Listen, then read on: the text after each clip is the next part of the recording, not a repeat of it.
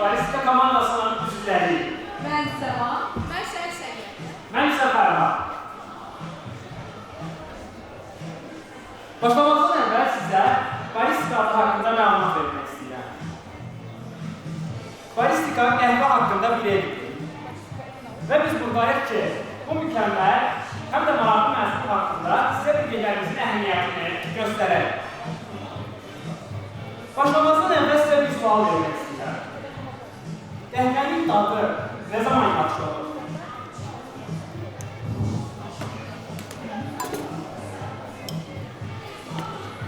Çoxları ehtimal ki, qəhvənin dadı, onun dəmləndiyi var və ya yaxşı bir qəhvə dənəsi seçildiyi zaman deyə düşünür. Lakin əslində olan qəhvənin dadı bundan daha əvvəl, düşündüyümüzdən də çox daha əvvəl başlayır. Baxın, burada adi yaşıl qəhvə dənələri var. Heç bir dadı və qoxusu yoxdur. İndi isə qoxulmuş qəhvə dənələri var. Onlar tamamilə fərqli xarakterlərə sahibdir və bu təsadüf deyil. Hər şey qorunma ilə müştərikdir. Bəs qorunma zamanı nə baş verir? Qəhvə qorularkən bir çox kimyəvi proseslər baş verir ki, bu da qəhvənin dadını və qoxusunu qorunur. Əgər qorunmamız çox qısa olarsa,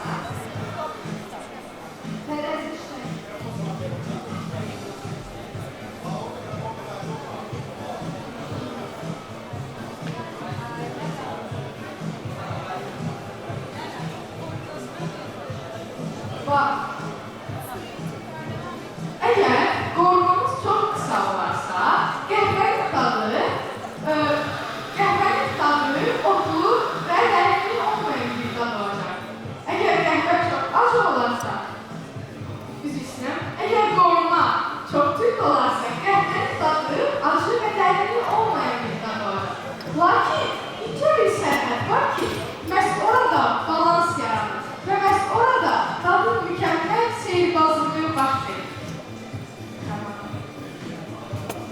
Gördüyünüz kimi qarşınızda iki fərqli qəhvə dənəsi var. Bunlardan biri turşuluğu ilə çox parlaq ola bilər.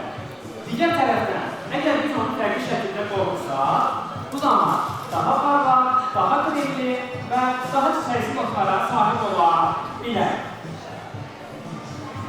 Biz baristikada elə bir balans yaratmışıq ki, bu qəhvə dənəsinin tam potensialını ortaya çıxarır.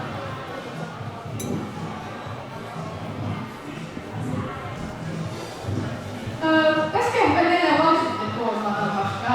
Bir çox şirkətlər qoruma nöqsanını şirin şərbət və ətli əlavələrlə gizlədirlər.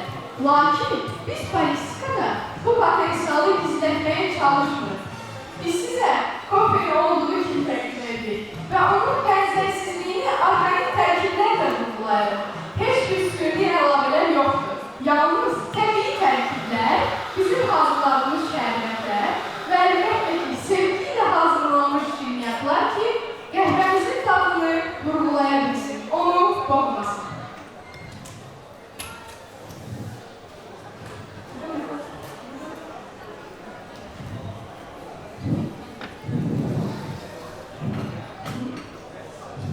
Zəhmət olmasa, bu təqdimat üçün kompüterimizin xüsusi olaraq hazırladığı şirniyyatı isnayır. Bu, Madagaskaradan gətirilmiş vanilya hazırlanmış soyuq cheesecake. Qurmet ulazım, çiyələkli nanəli kompüte ilə bəzədilmişdir. Bizim şirniyyatımız ilk soyuq içkimiz olan qahva-i markava parmak dadlarına hazırlanacaq. Onun adı tanış dilimizdə sitruslu qəhvə deməkdir. Nuş olsun.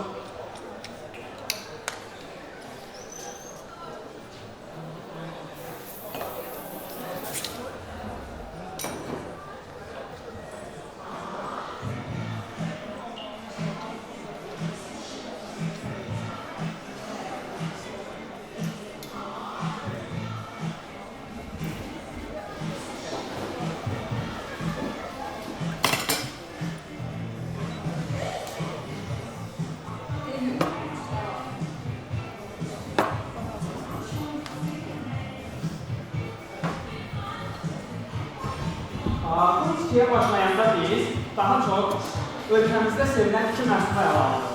Bu, çay və kofedir. Elə bu əsasdan da yola çıxaraq, kofeni də öz istehsalımızdan seçdik. İlk olaraq Etiopiyanın Roya'nın zəngin espressosu ilə başladı. 20 gram büyüdülmüş kofedən 27 saniyə ərzində 45 gram çıxış aldı. Bu içimizə mükəmməl əsas yarattı. Bundan əlavə, daha öncədən dəmlədiyimiz 1-in 10-a nisbətində öl reyçanı əlavə etdik.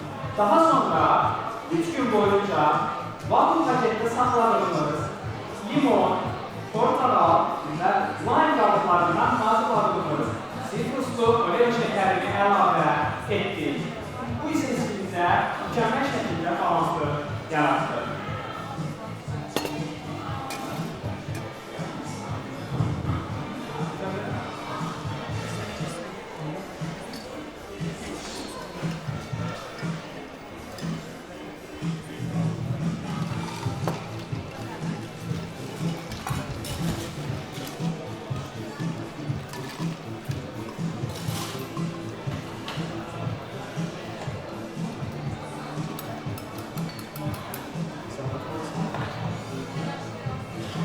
Espresso olarak Etiyopya Uraga.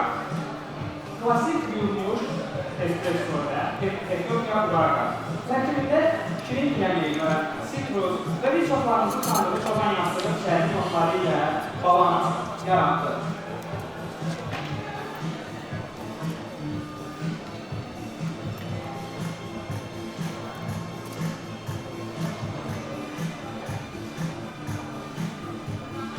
Burada əsas məqsəd şirin piyaniklə, sitrus və kofein və çayın qarışımı ilə yarattığımız içkidir.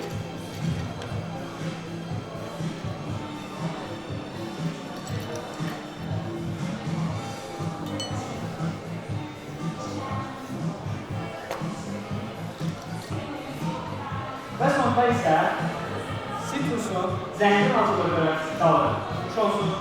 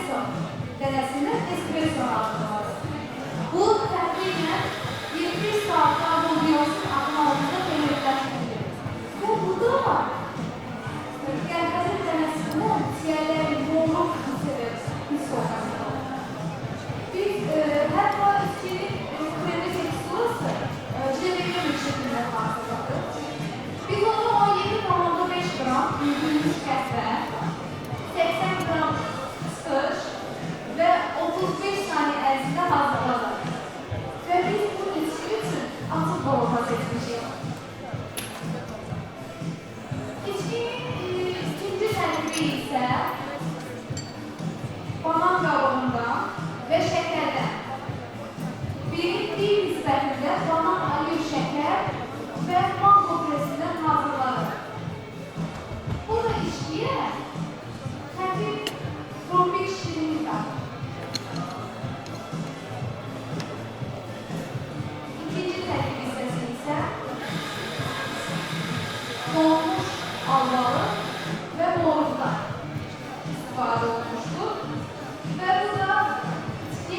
hafif turşulu ve zevkliyle dolduralım.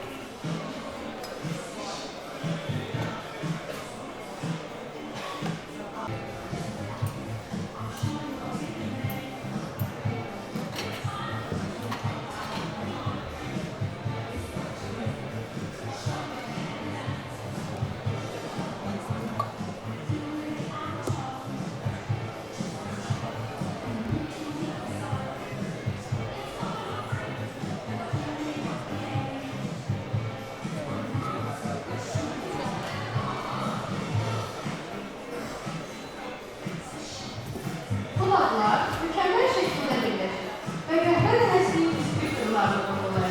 Pişiklik temperatürü 55 derecedir. Bu temperatur pişinin tüm kuvvetini tam olarak hissettirmeye imkan verir.